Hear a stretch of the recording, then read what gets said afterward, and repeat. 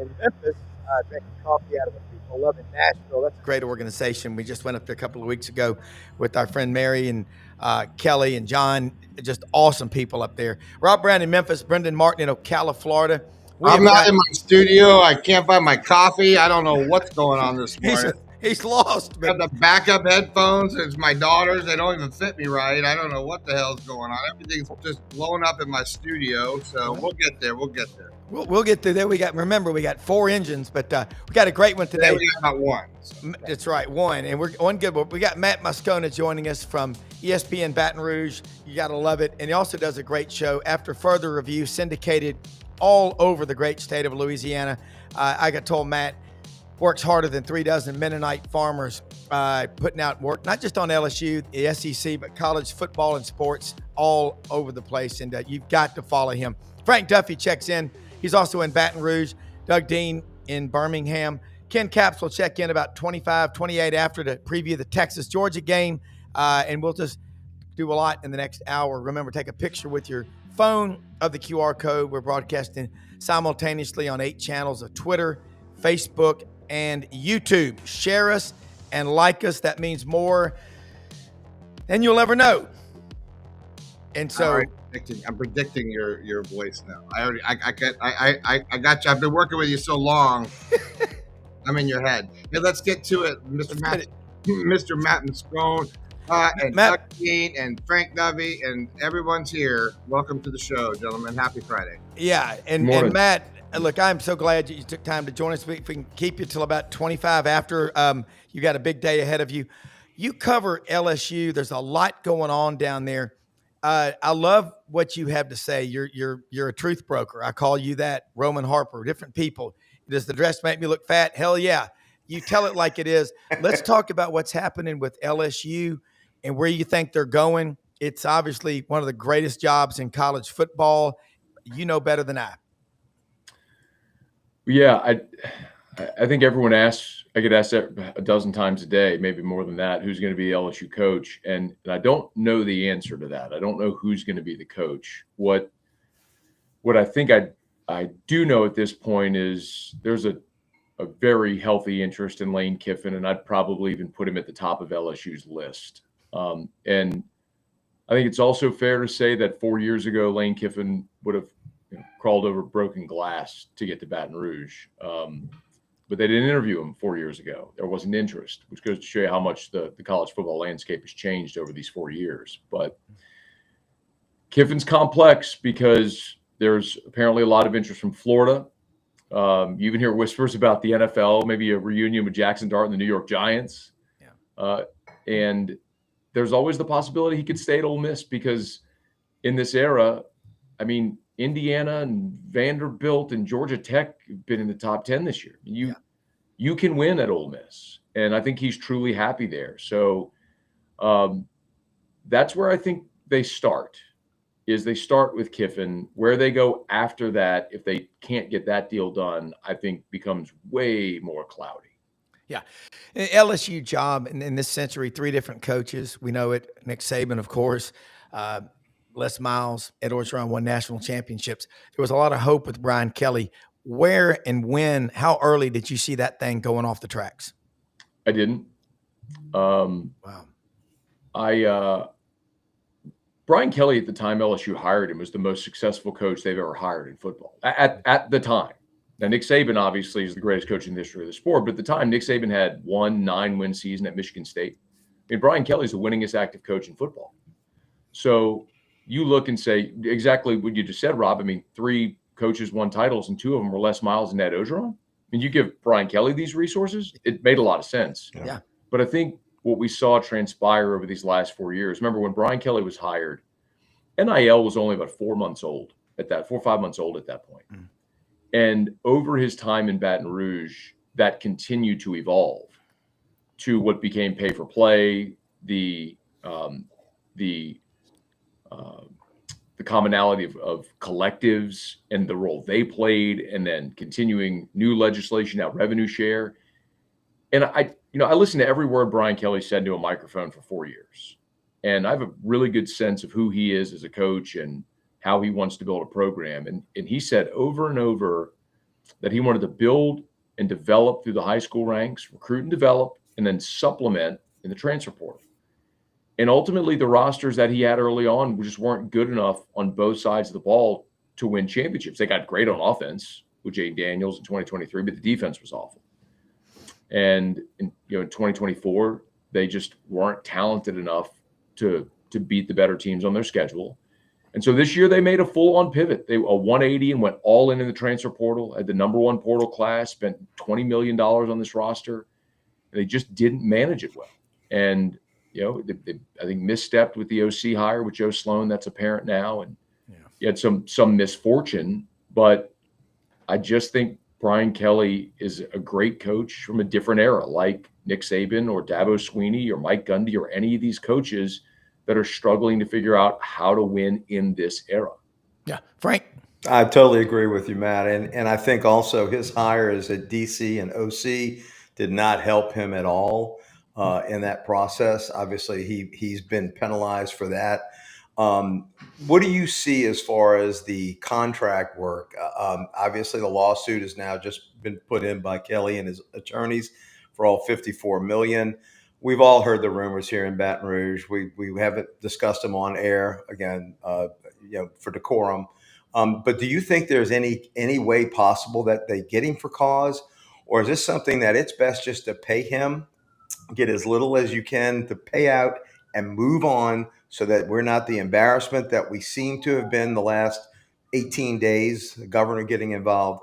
Is there a way to extricate ourselves from this quickly and quietly so that we can move on with the search and get on with LSU football? Yeah, so the lawsuit that Brian Kelly's attorneys filed, there's verbiage in there that mentions discussions with the LSU brass where a for-cause firing was mentioned. So there wasn't a formal for-cause firing, and LSU hasn't done that. What Brian Kelly's legal team did was very quickly file that lawsuit after those conversations, sort of as a preemptive strike. And what I think we have here is just a high leverage game of chicken. I think LSU doesn't want to pay $54 million. I get it. They floated out the possibility. I'm speculating here, but this is my very, very educated guess as to what happened. They floated out the possibility of a for-cause firing to try to strong arm Brian Kelly's team into settling for a lower number. And they said, "Oh, we'll show you. We're showing you for the full 54. Go ahead, put all the dirty laundry out there." But to the point, that just makes everything messy. And the question everyone asks, and rightfully so, is how do you then go hire a new coach if you treat Brian Kelly poorly in this situation? When you signed him to that contract, what you're telling every agent and every coach is those contracts, you don't view those contracts as worth the paper they're printed on if you're not going to honor the terms of the deal. LSU owes Brian Kelly $54 million. And if they can reach an agreeable settlement to where both sides can move on, great. But if Brian Kelly wants to kick up his feet and not work ever again, LSU's going to pay him $54 million over the next 6 years. Doug? Moscona, first of all, your compadre Duff will tell you, if I admire somebody's work on air, they get last name. And you are sensational on air. But I want to ask, who are you and what did you do with this Moscona on our show? Bama's burning. That is comedic genius. And I mean, it blew up the internet. And I'm not throwing shade at my good Bama friends. I think every program in the SEC that's serious about football should have a Matt Moscona doing stuff like that to keep this fun. But then there's the serious, cerebral Matt Moscona. I think whatever you're making, Matt, you need to renegotiate, speaking of buyouts and compensation, with your sponsors. More seriously, this really isn't that serious, but it could end up being. If LSU reels in Lane Kiffin, who, by the way, when did we get to this place where Lane Kiffin sounds like a risk-free hire? Look at his body of work, whether it's on the field or off the field. And I'm glad to see Lane, who he is now apparently at Ole Miss, and heaven knows he's increased their baseline. My fun question is, if LSU reels in Lane Kiffin, does Whit Weeks go on the LSU Mount Rushmore? You're not going to wow. That is so. First of all, I think all of the Weeks brothers are pretty awesome. That's a great family. Great kids. And it's cool. I think seeing the respect that Lane showed to Witt dating his daughter, which is No doubt. what a what a moment to go public, right? I mean, the week of the LSU Ole Miss game with their relationship, but even I don't know if y'all saw this, but Witt and Landry a few weeks ago were at actually the shirt I'm wearing. This is Our Lady of the Lake, which is they're a great sponsor of LSU and a great sponsor of mine as well. Landry and Witt were at the Our Lady of the Lake Children's Hospital a few weeks ago together. Doing meet and greets with a lot of the kid. Didn't tell anybody. It wasn't a big media thing. The lake had just taken a few photos and put them out there. Landry and Witt didn't put anything out there, but they both seem, I don't know anything about their relationship, but they seem like good young people who are in love, and that's a great thing, and that's for their great families and all, which is cool. I don't know. Maybe that's an enticement to get Witt to come back for a senior year and bring Lane down here and coach his future son-in-law. Maybe. Let me kind of add a little more Sure. seriously do refer to, and that is, I've told Duff many times, if I ever am exiled from the Auburn fan base, I will apply immediately in Baton Rouge. I don't know if they would have me. I would advise them against it, but I just love that fan base and program and history. I'm jealous of owning a state when it comes to recruiting, but it's as if fans, Florida, Auburn, LSU, and I'm sure others like Penn State, get mad at one candidate whose name gets mentioned, and they've got their can't miss candidate. There is no such thing. Do your homework, you look at fit, and I think an underrated element is what coordinators, what staff is your hire going to put together, because that will tell you a lot about what the upside may be. Your thoughts on managing the risk, and you've got LSU's got its 1A and 2A candidates. Do you think the fan base is on board with, no matter who you hire? If Brian Kelly didn't teach us anything else, he looked like can't miss hire if ever there was one. Right. That's the lesson, right? The cycle LSU went through in 2016. They were far down the road with Tom Herman, who was the hot name everybody wanted. They had an agreement in principle. If y'all remember, LSU's playing Texas A&M on Thanksgiving night, and across the scroll, across the bottom, was that LSU was going to hire Tom Herman. Yeah, I remember. That basically was, a preemptive warning to Texas to say, hey, if you want in, you better go ahead and fire Charlie Strong. They did. Herman wanted to talk to Texas, and so Joe Oliva panicked and just ran Ed Ogeron up to the podium. And Ed Ogeron was largely a disaster, but also coached the greatest team in the history of college football. Yeah. So, I think you're right. The Brian Kelly, this Brian Kelly experience, it's changed my opinion on a coaching hire for certain. I've always looked at this. This is the fourth time I've covered one of these at LSU, that I've always looked at it and said, man, you're LSU, minimize risk. You've won championships. You have resources. Right. The exact point that I was making about you're the only Power 5 in a talent-rich state. I mean, LSU and Ohio State are the only two that can claim that. So there's no reason to take a big risk. Well, now I think it's completely different. In this era, you have to have someone who can win in this era, can manage NIL portal, embraces all of that. I mean, look around. Oregon hired Dan Lanning, first-time head coach. Georgia hired Kirby Smart, first-time head coach. Ohio State hired Ryan Day, first-time head coach. You just look around college football and you can realize it doesn't necessarily take the guy that's been a successful head coach at multiple stops to be able to do it. They just have to be able to function within this era. Now, one thing I would love to see is someone who really has expertise on one side of the ball. I think that's the intrigue about Kiffin, right? No matter where Lane Kiffin goes, his offenses are always going to be good. Yeah. So can he hire a good defensive coordinator to manage the other side of the ball? Yeah. That's what I think LSU missed here with Kelly. Certainly didn't have it with Ed Ogeron or Les Miles. A lot of them were dependent upon hiring really good coordinators. And you minimize some of that risk if you hire a head coach that, look at Brent Venables at Oklahoma, who's always going to have one side of the ball covered.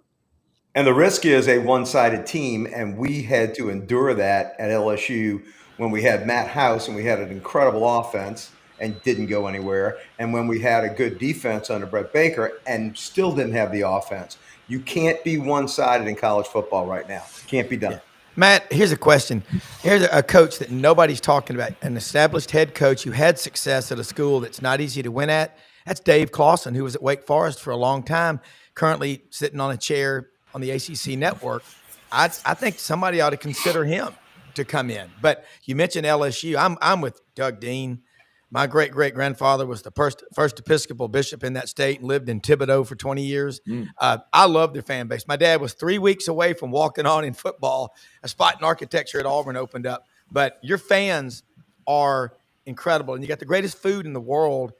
You've got the greatest job, perhaps, in the world, getting to do what you do every day. But what about Clawson or some of these guys that are out right now that got frustrated that could be enticed to come back in? So I haven't heard Dave Clawson's name, and I would just sort of operate under the principles of what I feel like I know.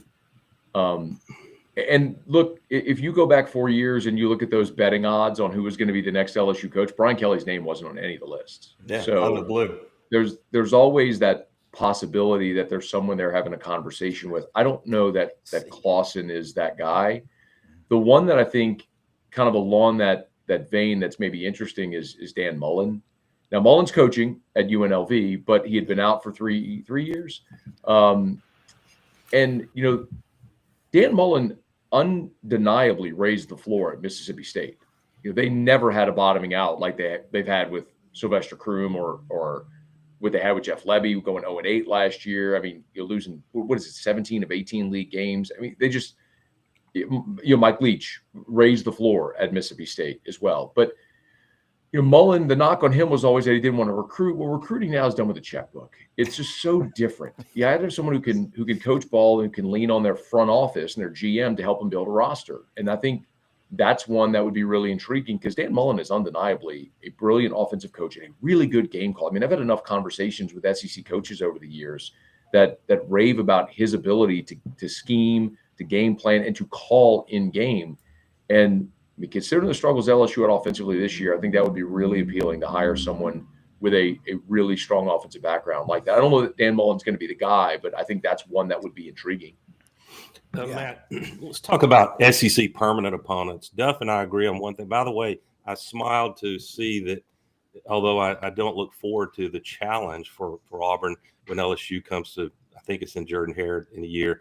But Duff and I agree that if only for the craziness and wacky things that happened in the Auburn LSU series, that was a consideration to keep that permanent. We probably shouldn't lament too much in the sense that every 2 or 3 years you get to play everybody anyway.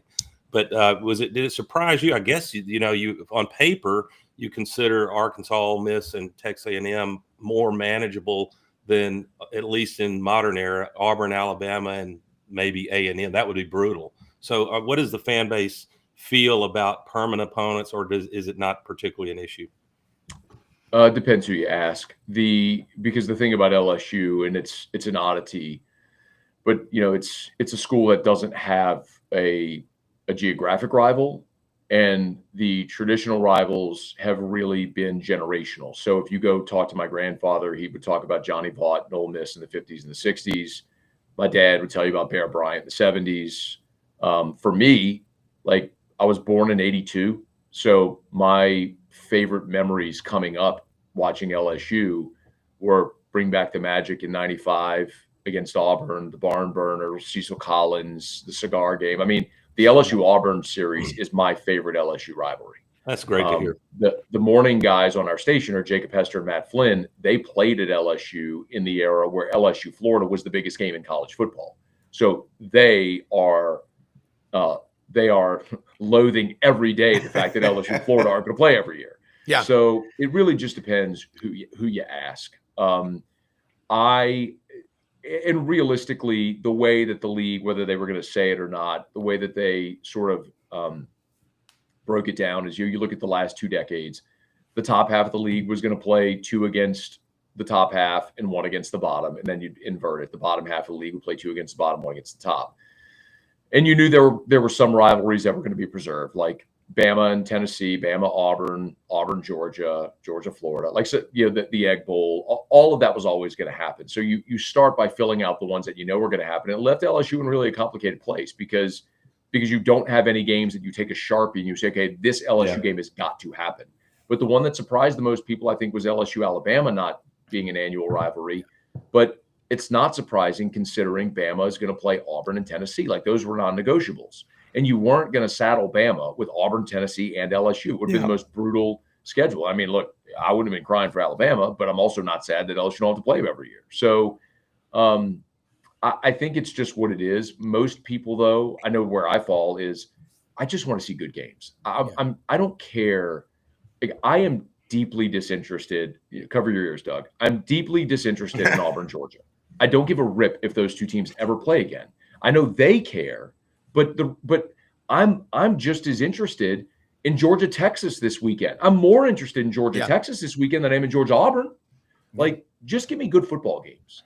And moving away from garbage guarantee games that nobody wants to see, that are nothing but a money grab and a gate receipt and inflated win totals. Like, who are we kidding? Let's get to real competitive games that everybody wants to see, and let's have a real playoff.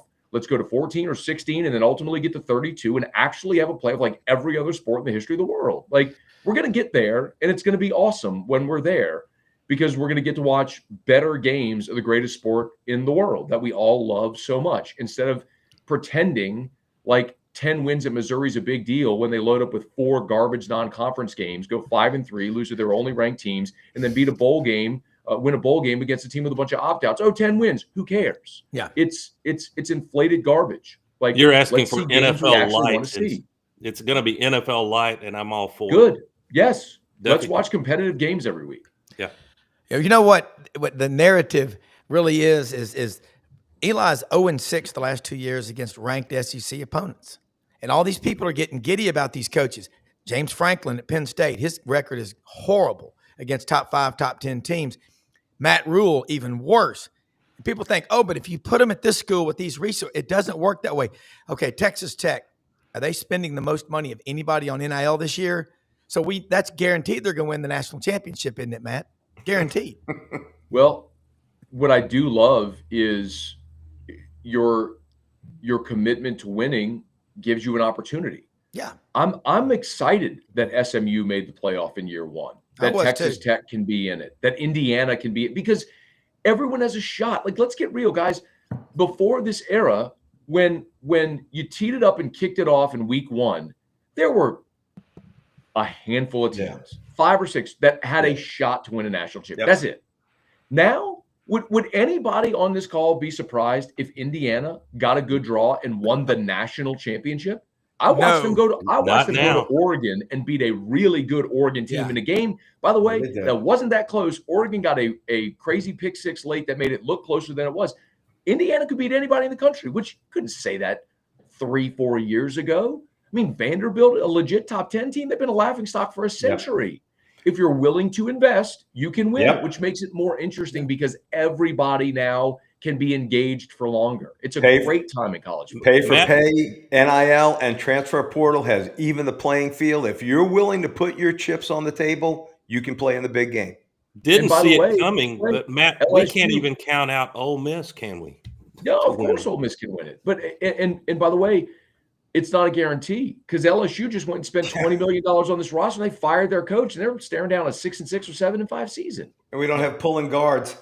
Matt, I'm sure you've met Lee Fitting, executive producer of ESPN Sports, who famously said 5 or 6 years ago, as we expand this playoff in November, you're going to have people down in the South, in Enterprise, Alabama, and down in Metairie, Louisiana, and Lowndes County, Georgia, talking about games on the West Coast and in the Big Ten. I'm a populist for college football. You know, I'm an Auburn grad, but I love this conference. We cover all 16 teams. I think it's exciting, and you're right. I've never seen anything. Here it is, mid-November, and we've got duck season starts in 192 hours and 7 minutes and 12 seconds and 3 seconds. Okay, we're ready for that. But we're still watching all this stuff, man. I mean, I got a bunch of LSU guys from Lake Charles in our club. Lord, beef tongue gravy with mock chew, whatever. We eat some stuff you've never heard of. but we're interested in it right now, Matt. Before you go, kind of dovetail off of that and what Doug and Frank have said, it's got everybody watching. I think the more we move away from what's going to happen next week, which is an embarrassment in the SEC when you have a schedule loaded up with a bunch of FCS opponents and garbage before you play the rivalry weekend, just think about how amazing it would be, like, to have league games in those weekends that actually matter.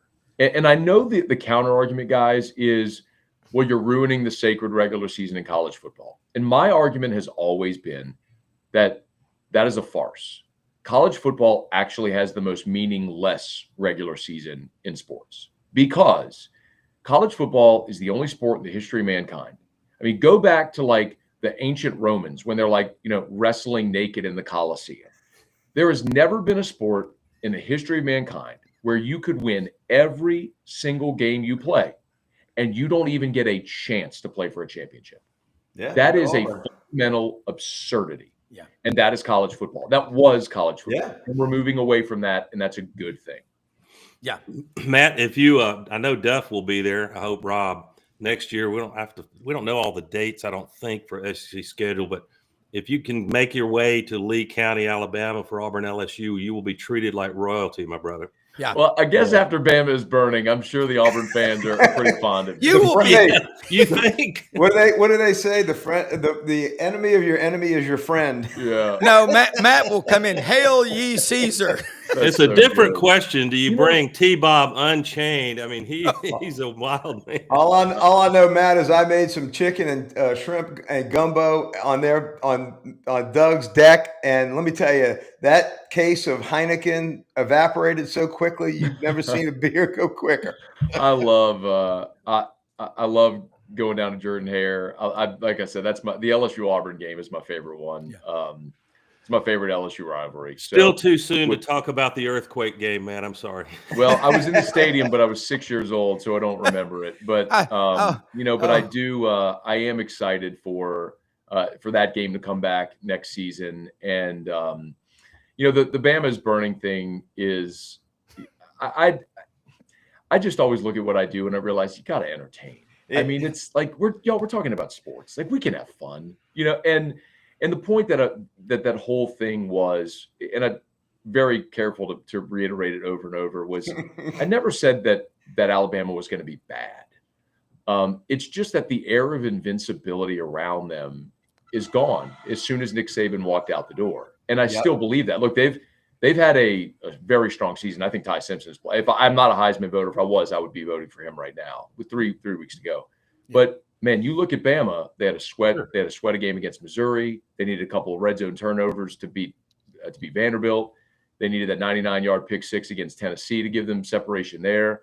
Point is, they're vulnerable, and I wouldn't even be surprised if Oklahoma clipped them this weekend. I wouldn't be surprised if Auburn beat them. But that's to dovetail this whole conversation, that's the great part about it is I think the ceiling has lowered, the floor has raised. We have compressed the teams in college football closer to one another, and it feels more competitive and more wide open every weekend, which is a fun place to be. And as an LSU, and you know what, the great Nick Saban, it's unprovable. It's unlikely that Saban could dominate, or any coach, because of the disruption of the second and third rotation due to the portal and NIL. Yeah. Now, I don't know if y'all have time, but Doug, I disagree with you on that. Like, I know that was a feeling that Bama fans had.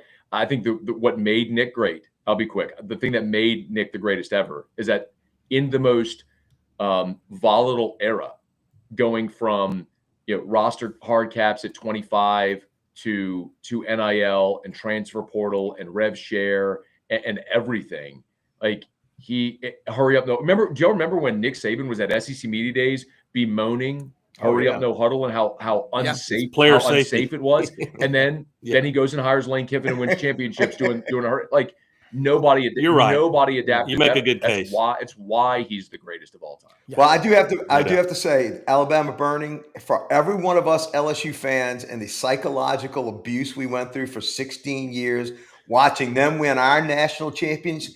I'm telling you, Matt said every word that we were thinking and every one of those Alabama bourbons. Yeah. I can tell you that. Matt, thank you so much for joining us, man. We got to do this more often. This is fantastic, and I love the studio at the house. That is thinking ahead. This is in my office, Okay. up at work. So I do have one at the house too. So I'm always prepared, guys. Okay. Ring lights and cameras and mics everywhere. We're Let Hey, people Matt. know how they can follow you and keep up with all your great work as well, because I know it's out there on Twitter. You are the nonstop paper. Yeah, if you like, well, my handle is on the screen right there, and if you can spell my last name with all the vowels, you can find me. I'm on every platform at Matt Moscona. But do Afternoon Drive 3 to 6 Central on ESPN stations throughout Louisiana. I host Locked On LSU podcast as well, which I'm very proud of. So if you're on your favorite podcast app, you'd subscribe to Locked On LSU. That'd be great. And then, of course, our written content's over at LouisianaSports.net, the publisher at that site, and we're very proud of it. No paywalls, everything's totally free, and we're very proud of our work there. And Matt, we got to get back to Crescent City Steaks. You, me, Chuck, and Graff, and have another run at those T-bones. Would love to, man. I think we did that around February, right? Around that time. It was cold a couple of years ago. You just call me, man. I'll pop down. You got it. Matt, all the best to you, brother. Thank you, Matt. Okay, guys. De Caloris, take care, man. What a champ, man. To go to He is a talent. He's the guys. best we He's a got. talent. He's the best we got at LSU. champ to champ. Hook'em, the Hook'em Hut is Oh, here we go. Here we go. All right, there's a game this weekend being Speaking of played. T-bones, Yeah, between hey, how does it Bevo T-bone? Nobody eats those Longhorns. Ken Capps, Football Writers Association of America, from the mobile studio. There's a game in Athens this weekend. The Horns and the Dogs. Talk about it. How you doing?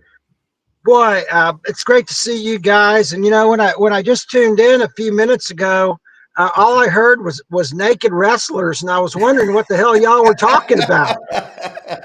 I thought maybe I thought maybe I got the wrong show. the Greco-Roman wrestling show.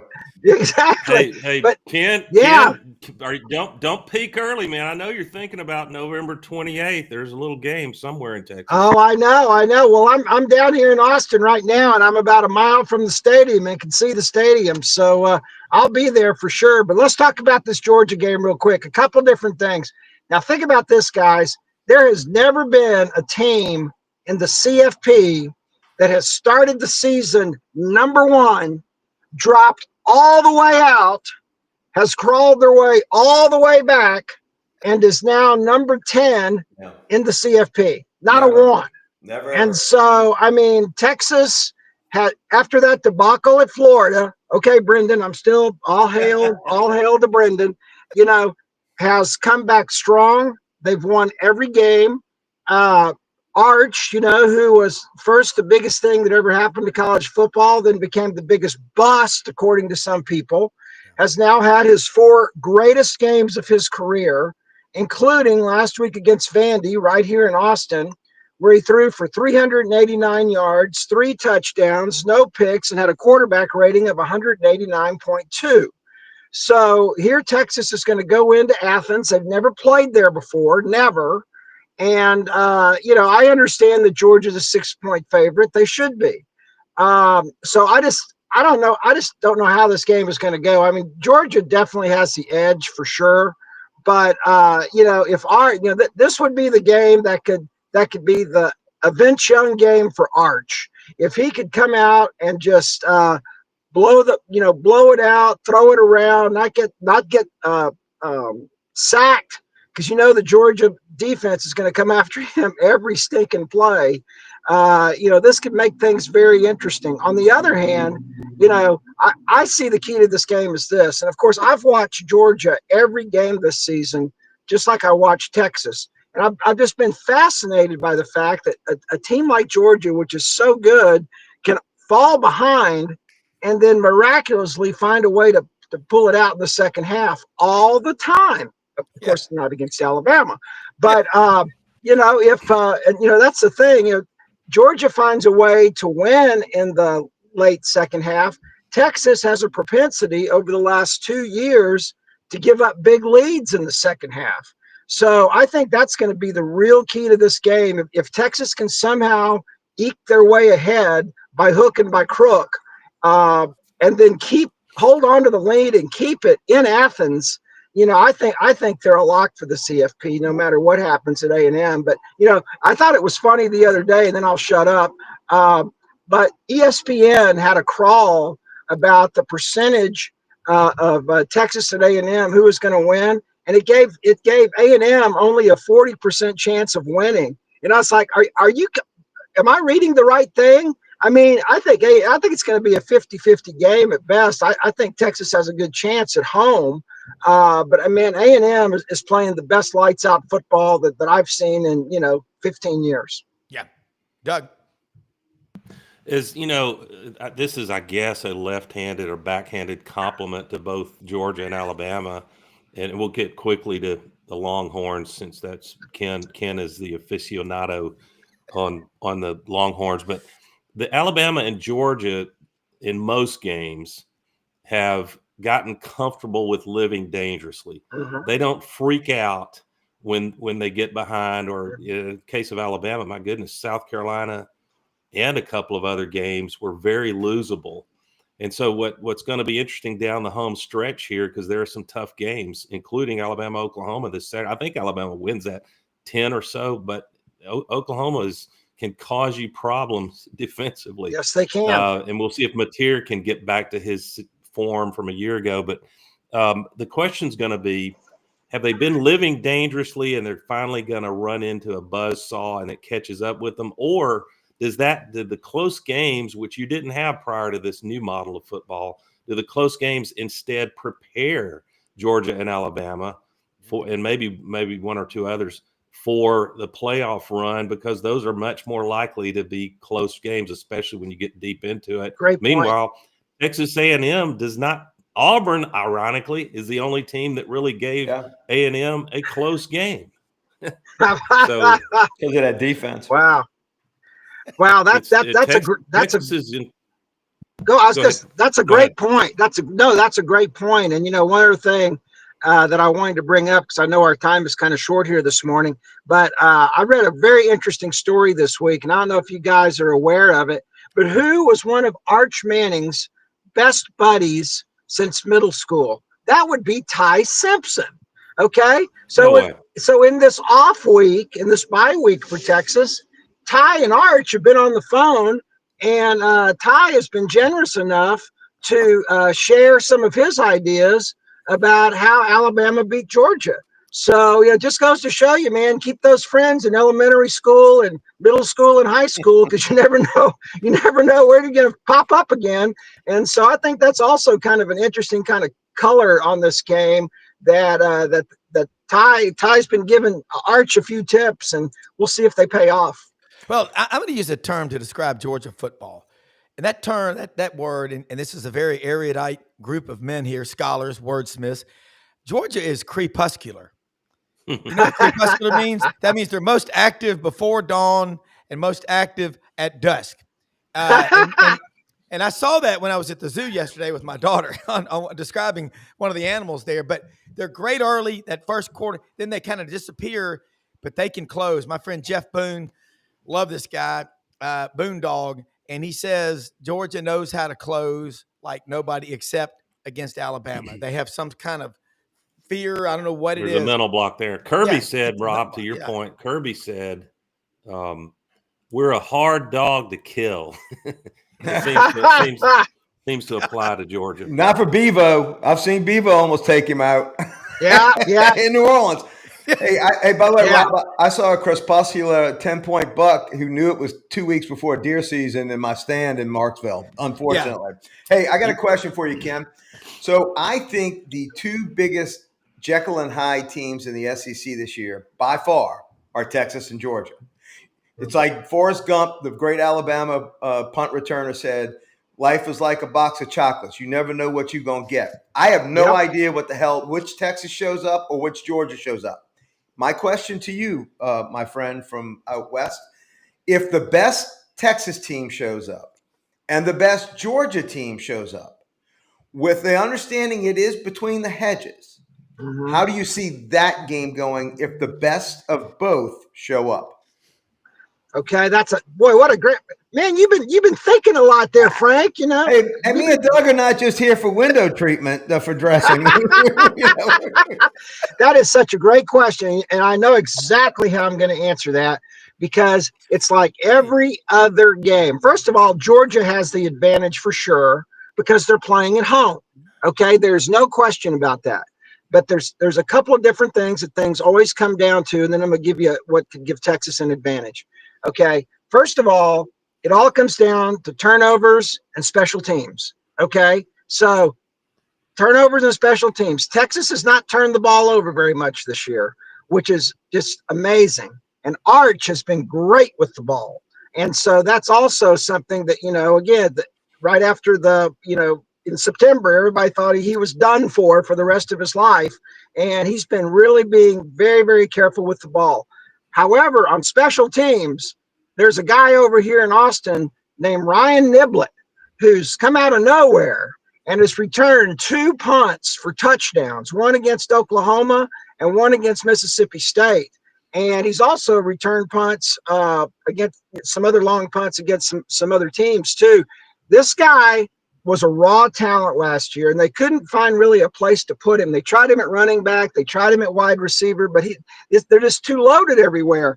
And so they found his place for him at special teams. And I know you guys remember his 75-yard punt return against Oklahoma that just literally blew that game open and took the wind out of the Sooners. Yeah. And so, I think it's going to. I think Georgia has the advantage, best on best. But, again, it's those intangibles, special teams, and turnovers. And, of course, whatever the refs are going to call this game, it'll be very interesting. Here's an interesting storyline. Georgia's defensive front, not like they have been in years past. They don't have the depth. Of course, who really does? And then Texas's offensive line was abysmal early on, but they've gotten better as the season goes along. So it's kind of the irresistible force versus the immovable object. It's not really there. There's a weakness on both sides, and it's on the line of scrimmage. That's highly unusual in the Southeastern Conference.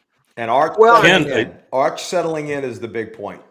When his first couple of games, look, you can't help but be a little nervous. I don't care what your pedigree is. Of course. Your first 2 or 3 or 4 games, but he has now settled in to where he is playing great football. And you have to do that on the road in the SEC. You have to have great quarterback play. And, the funny thing about Arch is he's nimble enough to get you those 10 yards on third and 8 if he's got to get out of the pocket. And that's also very critical. Believe me, I know from a defense that's been trying to stop running quarterbacks. So I think if Texas goes in and wins at Athens, I think it's going to be not only Arch's arms, but it's going to be his legs as well, picking up 2 or 3 critical third downs to keep drives going either in the red zone or to keep that field from being flipped and letting Kirby's defense play on that side of the 50. Well, and the other thing is, like I said, guys, the Texas line has to keep him clean. I mean, because he cannot be. I mean, you've seen how Texas's losses are all because these defenses, all came after Arch and sacked the living daylights out of him. And then, it's 3rd and, 30. And, nobody can operate in that environment very well. And so anyway, I think it's going to be very interesting. I don't know how I'm going to wait around till, 6:30 on Saturday night. I wish this was like a 2:30 kick, but I'll try to, find something to do between now and then. But this is the games. I heard y'all talking prior, and great guests and this great show as always, Rob. But you're right. This is what it all boils down to. And this is why Texas and Oklahoma came to the SEC to play games like this. And I thought was very interesting. And of course, I don't know if this would ever happen. And of course, there's a lot of football left to be played, as my friend Joe likes to say. But listen, one of the CFP projections was, and I thought this was so crazy, if it was Texas in a play-in game at Texas Tech in Lubbock. Oh, wow. Now that would be crazy. And then they would play A&M again in the Final Four. That would just be a dream come true. I mean, if the CFP and the committee should love that. That would be the Southwest Conference bracket. Exactly. I thought, wow, that would be so cool. And for Texas having to go to Tech to play in Lubbock, which is such a crazy place to play. Of course, now they can't throw tortillas anymore, supposedly. I saw that. Yeah. So the tortilla throwing is over, but still, that is a wild place to play. So the fact that Texas, the Tech is ranked above Texas and would have to go on the road and then maybe play A&M, that would just be that's what the CFP is all about. Don't worry about the tortilla thing, because they still ring the damn cowbells when you break the huddle when you're not supposed to. So I think there'll be some tortillas flying. Yeah. Doug, Ken, you're such a lively personality, Ken. You need to calm yourself down. I'm telling you, it's this Rudy's coffee. It's really good. That's right. No, don't go changing, Ken. You're awesome. We had, first of all, a year ago, and I know this is Georgia week, and I'm not worried the least about Sarkisian or Arch Manning or those guys looking ahead, but I'm a fan. I can look ahead because I don't know when you're going to be back on. Rob, you got to have Ken back on the big rivalry week. But he is always when he can do it. Absolutely. But, a year ago, Ohio State fans were not feeling too good the day of and day after the rivalry game with Michigan, but all they had to do was wait a month and they felt pretty damn good. The same thing could happen.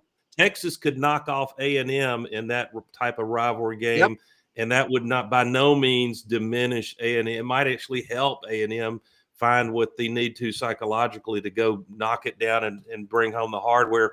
But we had the great Mac Browne on. I bet you have probably lifted a glass.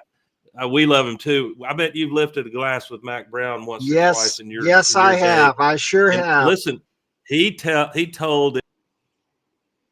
Yeah.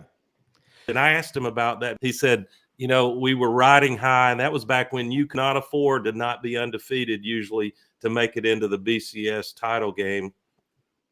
Correct. Ask Auburn.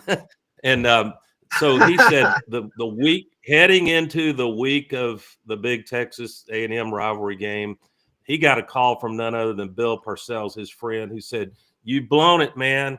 You have blown it. A&M is going to kick your ass, and y'all are eating all this rat poison about how great you are." And that's when the Nick Saban rat poison line originated, it would seem. I don't want to take away from Saban. Maybe Saban thinks he originated. It doesn't matter. But Mac Browne had his manager go put that Parcells quote on every player's locker the week of A&M. Sure enough, A&M led at the half, you'll remember, and the Longhorns came back and won that game. And if they don't win it, I don't know if they're still in the big game or not, but what a magical year that was. Yeah, I was there for every single second of the A&M game, the Rose Bowl, everything. And you're right. And here we go. Texas has been in the CFP the last 2 years. They came back so mightily this year, which I think is just a real credit to Sark, because,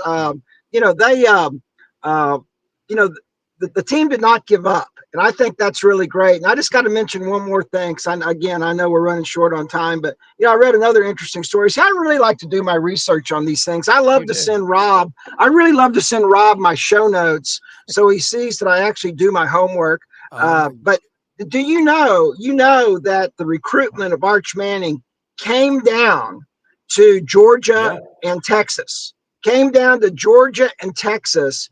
And one of the things that pushed Arch over the edge over here to Austin, Texas, USA, was his host for the weekend, which was then some walk-on nobody had ever heard of named Michael Taff.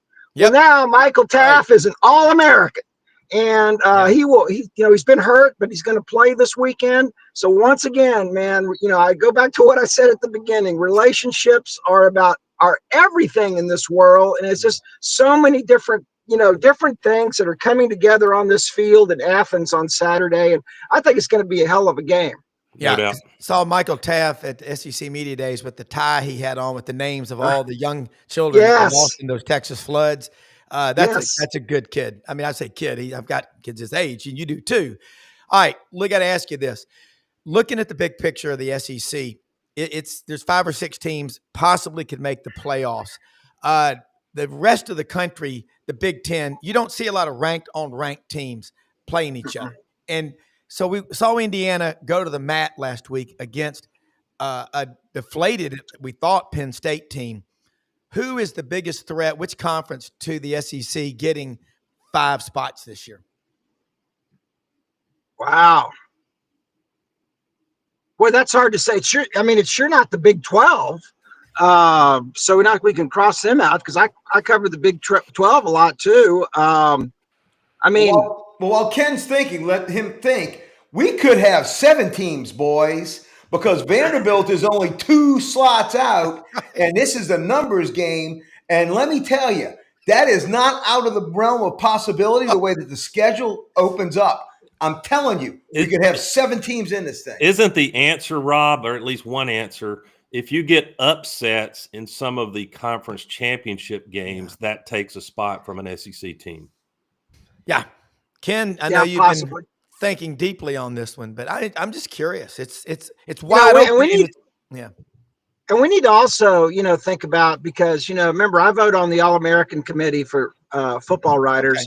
And we need to also think, too, about getting some of the, we need to get another conference, another school in there, like a Conference USA, or somebody needs to be able to get in like a last slot. Because, there's a lot of good play going on in some of these smaller conferences. And, I know they don't play the same schedule and all that kind of stuff.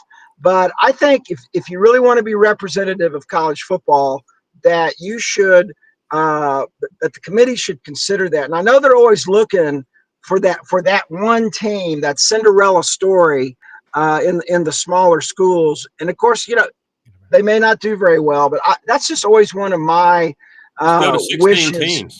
16 teams solves it. Let's just go to 24. Yeah. Hell, just get it over with.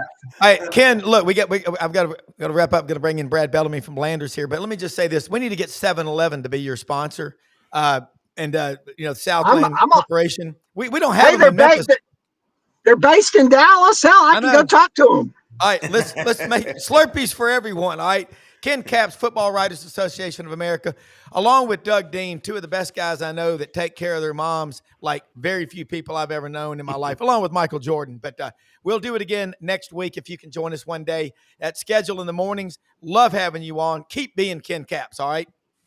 Thank you. All right. Take care, everybody. All right, now let's get Brad Bellamy in here. Brad, we've been talking a lot of college football, Texas, Georgia. It's a big game. Got to go back. Got to get – you're going to a game, you got to have a safe vehicle. That Landers Ford is the place to go. I tell everybody, ask for Brad Bellamy, general manager. Quit worrying about buying a car, or a truck, or SUV. But what's happening out there? Then let's talk some football in the last 10 minutes. That sounds great, Rob. Good afternoon or good morning, everybody. Glad to be on with you guys. So we just launched 0% for 60 on Explorer as well as Escape and Transit. We already had 0 for 60 on F-150, so that's the big Black Friday savings event. So all that stuff launched yesterday. So really excited about those programs, guys. We haven't seen a 0% on Explorer in forever. We haven't seen a 0% at 60 months on F-150 in forever. So to be able to get 0 for 60, we can actually extend that to 0 for 66. We also got no payments for 90 days, 0 for 72 on our EVs. On the service side, we have a $20 rebate from Ford on all works packages. So that's a huge savings back there. It's about a 20% off.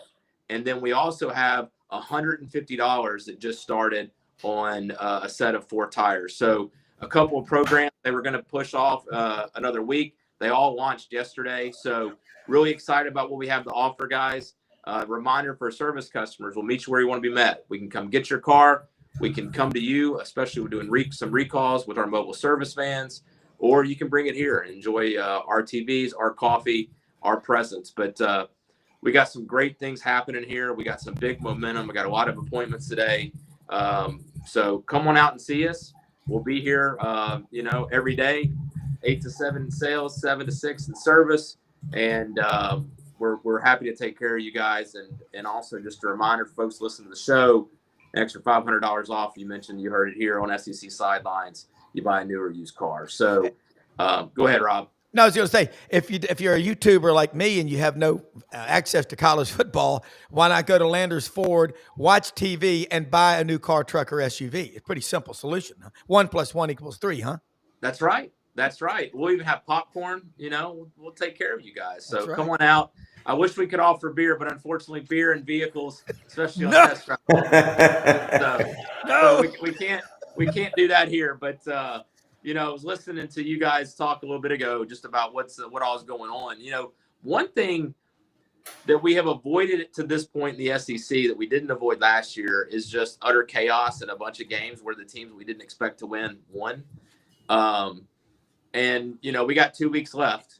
We're getting down to the wire, but Vandy, if Vandy wins out, they're in. I don't see a scenario that doesn't happen because Texas is more than likely going to lose another game. I don't see a 3-loss SEC team getting in right now. I think that would be a big stretch with how well some of the other conferences have done just from a wins and losses standpoint. We saw it happen last year, and I don't see that happening in this year's scenario. But you got the opportunity for Vandy to be 2 losses, Ole Miss to be sitting at 1, Georgia to be sitting at 1, Alabama to be sitting at 1, and A&M undefeated. I don't see a scenario where those 5 teams don't get in if that's where they're sitting. Brad, I love your opinions, Brad. You obviously study this stuff, but who's the closest to the potential of it? I think maybe if Texas lost a close one, maybe even a controversial. The SEC referees have been happy to give us controversy. Why would that stop now? But they lose a close one, but then they run the table, beating a highly ranked A&M. Is Texas at least on the bubble, do you think? If Vandy loses to Tennessee, yes. But I think you're outside of controlling your own destiny at that point. The better question to me is what happens, all right, so Georgia loses to Texas this weekend. Texas then loses to Texas A&M. I think that probably knocks Texas still out, and Georgia probably squeaks in. You got some different, scenarios that could play out. But Vandy losing one of these 2 games, but I think at this point, as long as Ole Miss wins one of the next 2 games, they're in. I don't see them getting knocked out. But if Texas beats A&M, here's the thing, Brad. If Texas beats A&M, they're in. A&M's going to stay in. And what if Crimson and Cream beats Crimson and White this week? Alabama's going to still be in with only 1 SEC loss. I'm telling you, we got a shot at 7 teams getting into this damn thing from the SEC. I'm just telling you. It's a long shot, but it's possible. Somebody just put on the chat cigars. I think they might be offering you some cigars with some extra magic dust in there for you to Just, hey, like the movie Casino, at least give me that it's possible. At least give me that. I think it's possible. Yeah.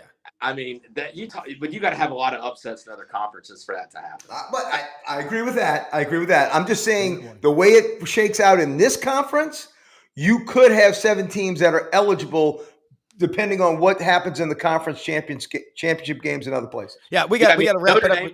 Notre Dame has to lose, I think, for that scenario to happen. You got to knock them out of one of the spots. I think the ACC's done a great job of knocking themselves out of 2 bids. The Big 12, the Big 12, you're probably looking at 1 team or 2, depending on how BYU and Texas Tech go. But, does BYU make it? If they lose to Texas Tech twice, neither game's close, does BYU get in the playoff? That's right.